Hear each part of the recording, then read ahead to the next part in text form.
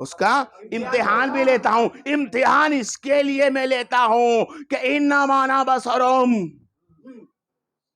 بے شک میرا نبی بشر ہے، لیکن بصری سن لے وہ تیرے جیسا بشر نہیں ہے. میرا نبی بشر ہے لیکن وہ عام انسان اور انسانوں کی طرح بشر نہیں ہے. جب ایک عام انسان کی برابری نہیں کر سکتا ہے، میرے محمد کی برابری کیا کرے گا؟ ایک امام نماز پڑھاتا ہے، اس کی 4 انگل پاؤں باہر نہیں نکال سکتے، نماز نہیں گنائے گی. امام کی برابری نہیں کر سکتا. ایک عالم ہو کے علماء کی برابری نہیں کر سکتا. ایک ولی اللہ کی برابری کوئی پیر نہیں کر سکتا. پیر کی برابری کوئی شیخ نہیں کر سکتا. شیخ کی برابری عالم علماء نہیں کر سکتا. عالم علماء کی برابری ایک امام نہیں کر سکتا. اسی طرح سب کے ایک ایک درجے اللہ نے عطا فرمائے، ایک دوسرے کی برابری میں نہیں. نہ صحابہ تابعین کے برابر ہے، نہ تبع صابین کے برابر ہے، نہ اولیاء تابع تابعین صحابہ کے برابر ہے، نہ کوئی پیش امام صحابہ کے برابر ہے. ہر ایک انسان کا عہدہ اللہ نے دنیا میں چھوٹا بڑا رکھا ہے. صحابہ کا درجہ بلند کر دیا، پھر تابعین بنائے، پھر تبع بنائی، پھر اولیاء بنائے، پھر ولی بنائے، پھر پیر بنائے، پھر مرشد بنائے، پھر امام بنا کے رکھ دیا. یہ ایک دوسرے کے آگے پیچھے نہیں رہ سکتے ہیں. بھائی بصری کے اندر ہی اتنے سارے فرقے کر دیے کہ ایک دوسرے کے برابر ہی نہیں. صحابہ کے برابر نہیں ہے. جسرا بسرے والے ہیں 10، اس کے برابر دوسرے کوئی نہیں ہے. تو 10 میں سے 4 نکلے، ان کے برابر کوئی نہیں ہے. جب بصری کے اندر ہی اللہ تعالیٰ نے عہدے کم زیادہ کر دیے ہیں، تو جب بصروں کا سردار ہے اس کے برابر کون ہو سکتا ہے؟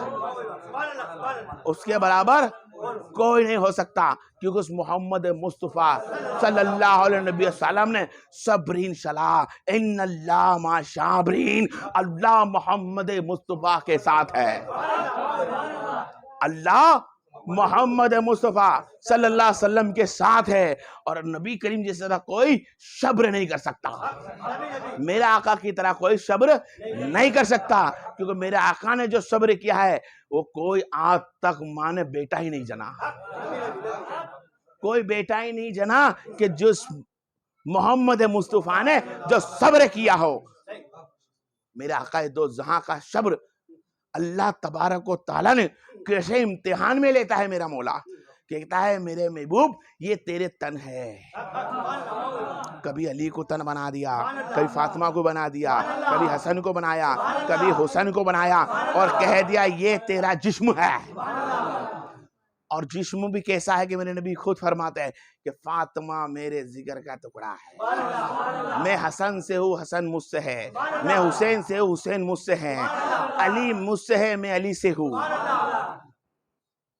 کل نفس ذائقہ، میرے نبی کو نفس کے ساتھ ذائقہ دیا، اور وہ ذائقہ پنجے تن میں بسا دیا.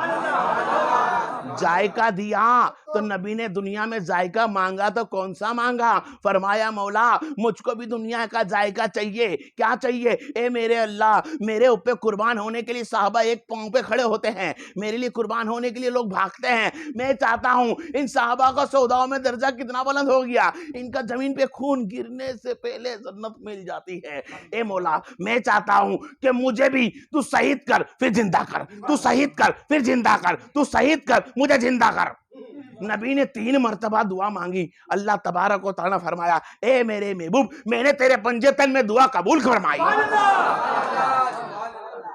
پنجے تن میں دعا قبول فرمائی. پنجے تن کے اندر دعا قبول کرنی تھی، اللہ نے قبول کر لی. لیکن فرمایا اے میرے محبوب تیرے پنجے تن پہ میں نے دعا قبول کر لی کہ تیری شہادت قبول ہوگی، لیکن اظہار تو نے کیا ہے، انتہا کہیں اور سے چالو ہوگی، انتہا چالو ہوگی، اظہار کہیں اور سے ہوگا. اظہار نبی نے کیا، حسن پہ زہر سے خلاص ہوا.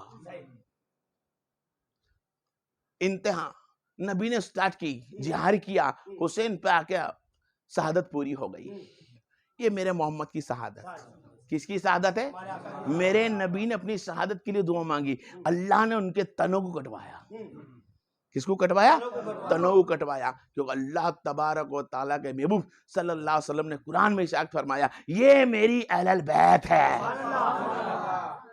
یہ میرے بیٹے ہیں، یہ میری آل ہے، یہ میری اولاد ہے، یہ میری نفس ہے، اور یہی میرا جسم ہے۔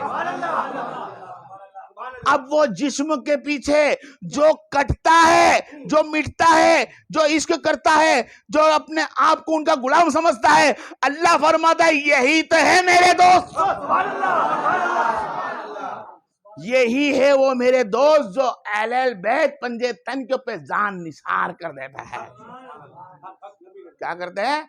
جان نثار کر دیتے ہیں۔ کیسی جان نثار کرتے ہیں؟ ایک انسان کو کٹ جانا کسی کے لیے وہ صرف 2-10-15 منٹ کا ہوتا ہے، کٹ گیا پد گیا، لیکن جو برسوں تک روز کٹتا ہو اس کا کیا؟ پر یہ سرکار کی بارگاہ میں سلام بھیجیے۔